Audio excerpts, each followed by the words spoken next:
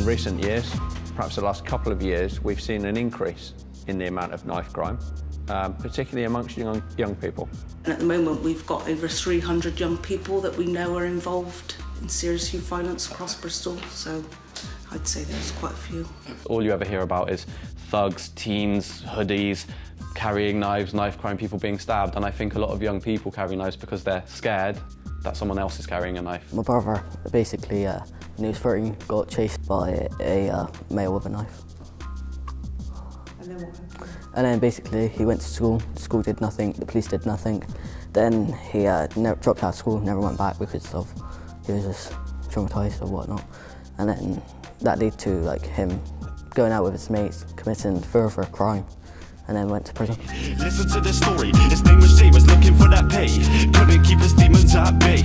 Got himself in a tight spot, tied up in a knot. People were on the plot, trying to take a shot. Believe it or not, this is not hot, you'll be rotting in a cell. Live in hell, stay up on them rails, better for your health. I am Harvey. I was part of the initial knife crime animation project funded by Avon and Somerset Police. I am making this documentary to investigate the key causes of knife crime, to understand the public health response to knife crime, and to find out how we can come together to break this cycle of violence. Why have the police funded the knife crime animation project? We funded it because this is a problem that we want to engage and work with young people in solving. And actually, if we're trying to solve a problem which involves violence amongst young people and a minority of people who might be tempted to carry a knife, then actually it'd be sensible for us to talk to young people about what they think the solutions are, what they think the messages we should be putting across should be.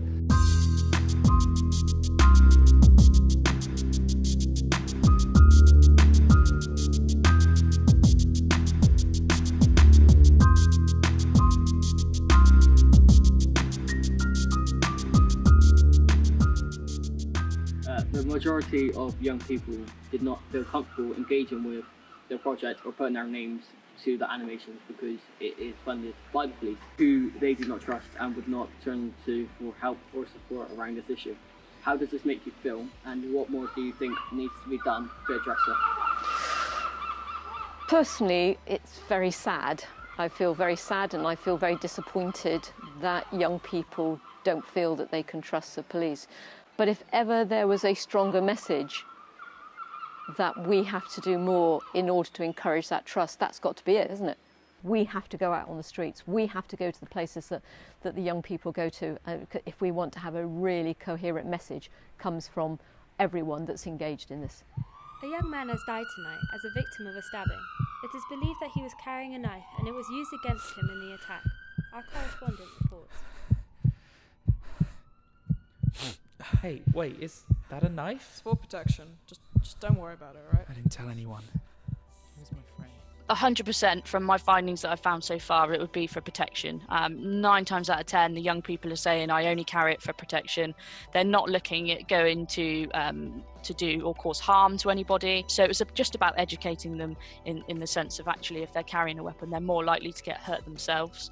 Social media does play a big role in the possible increase in not just knife crime, but in bullying and kind of gang-related activity. So, like people were saying that if fights are happening, they might put something out on Snapchat, and then suddenly you've got loads more people getting involved with kind of either stirring it up, or then maybe that fight or that attack is filmed, and then it's like another cycle. So then there's a bigger retribution because then someone wants to kind of get their own back, and then that might also go out on social media. I think social media can be really dangerous if it's used in this sort of way. I've been excluded from 2 schools like multiple times. It impacts your mental health, and it like brings you to the people that are naughty even more, and then you go out with them. Me and my mate timed it, so we went up to isolation at the same time, got excluded at the same time, went out, and then just did whatever. We find a lot of young people are groomed because they're not in school, so they're more vulnerable to groomers, but also through alternative learning provisions you find you know, the groomers know where to find these young people. So if they're not in school, they're more likely to be involved, I'd say. There's this kid that got excluded. Then because he was that he had no support and like he was kicked out, and like basically the school was like washed his hands with him. Like he went out, committed an offence, and went to prison. Put down the knives, really ain't worth a son. There's one kid from a hood led on side a car. Dude came from a bar, guess what happened next? Stabbed him through the heart. His friends were vexed, looking for revenge. They got it in the end, that's never the way. Listen to the story. I think they could work with us more, not send us to isolation for a whole day for not having a pen or not having a pencil, and like not having the correct trainers or whatnot. Like that's the stuff that I was getting sent to isolation, and once I get to isolation, I was kicked off because I'm not spending the whole day in isolation for these petty things. I'd rather get excluded, go home. Exclusion should always be a last resort, unless there is no other reason or no other alternative. But even with that, I would suggest that there's got to be some solid plan in place so that those students don't fall into the hands of those who are waiting to take advantage of them. We don't get enough like warnings or assemblies about this stuff. And not enough support. Police don't address this stuff enough. And if they did, like they need to do it in a calm way. Like, you know, don't get all intimidating. Yeah, intimidating. Actually, sometimes enabling young people to have choices about how they interact with an adult is really precious. And having control of a situation when often they don't in their own lives. Having like youth clubs or something, but actual like interesting ones. Yeah. For people to feel like safe and comfortable and just like trustworthy people.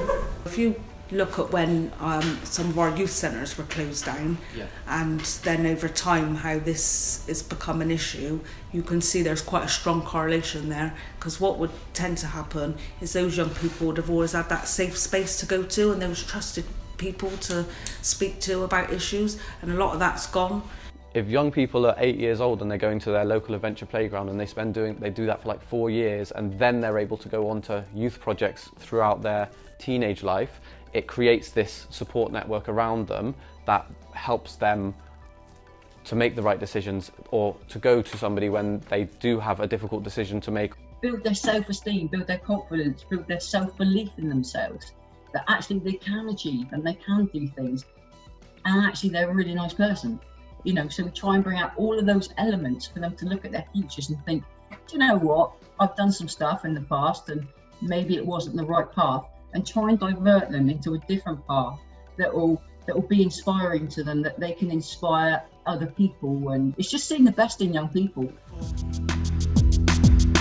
not enough funding for the youth today, no support, sending them off to war. They don't care, they get locked up in a cage. They've already been isolated, violated, chucked to the side.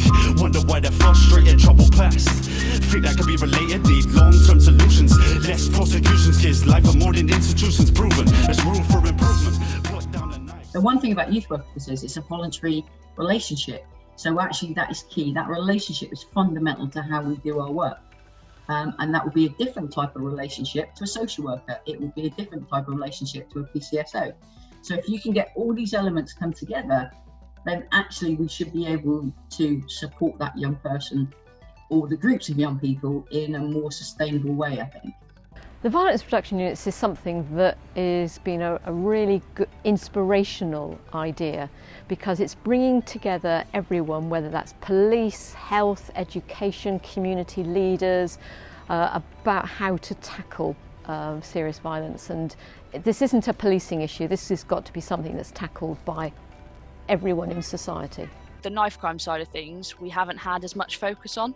And particularly around the educational part of that. So there might be a focus on reducing knife crime and actually the crime prevention, the proactive side of it, but the actual, the side of it where you want to sort of prevent and go in and educate, that's sort of been maybe not as focused on. So I think that's why the VRU is quite key, because its sole job is to sort of focus on those key areas. So some of the work is looking at prevention kind of stuff, so that's more around going into schools, delivering workshops on more issues around knife crime, grooming, county lines, things like that. And then we do kind of early intervention work and intervention with young people who we know are involved. Yeah. And what we've done is got a scheme called Community Mentors. So this is about working with people from the community who've got a bit of that lived experience so that they're more likely to engage with the young person. To make life changes for young people is a slow process. I would love to see that, you know, maybe actually people are commissioned to do 3 years with young people, at least, minimum. The government have started giving pots of money to address this, but as I said, it's still not enough. Yeah. So what we're trying to do is make sure we involve the community in any solutions that we come up with so it is sustainable, because at some point the Home Office will cut the funding and they'll move on to something else. There'll be a different issue that needs solving. The moment you can change yourself, the moment you can change the world, gotta realise that your rules shine the pros. Even when life's roast, violence is not the answer. Love and peace is what we'll capture, ready for the rapture. Seems like we're always going through the same cycle, it's vital. The council should be listening to the young people who are on the street, who are living this, who are going through this, who are worried every time they step out of their house because they're worried if that group of boys over there is going to do something or whatever. So I think we all as professionals need to listen to you guys, because it's you guys that experience this more than us. I really hope that there can be an outcome, and I think things like this will go a long way to do that. So I think what you're doing is really good. If it's an adult driven agenda, what we end up is lots of adults deciding what is right for young people, and change won't happen like that. Rather than being, I think with young people being told to do something or this is how you should do it, they're going to more kick back against that. Well, actually, if they're part of making this film or just generally a solution, I think they're going to be more passionate about it, more believe in it more, because they was part of the process. And I think that's what I think with young people, if they're part of the process, you're going to have them more engaged, you're going to have them more believing in what they've done.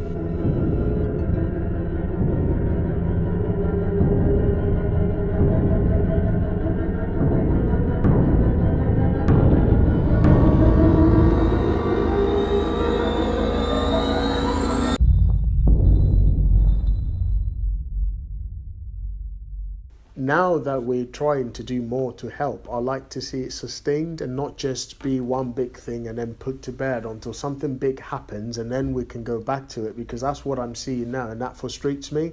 We talk about it, we don't do anything about it until one big incident, and then we carry on and do all the fanciful things we like to do until we're tired of it, and then we just stop until the next thing happens. So what I like to see is, if we're going to tackle knife crime, I don't just want to see a video shown and then stored somewhere as a file in a library.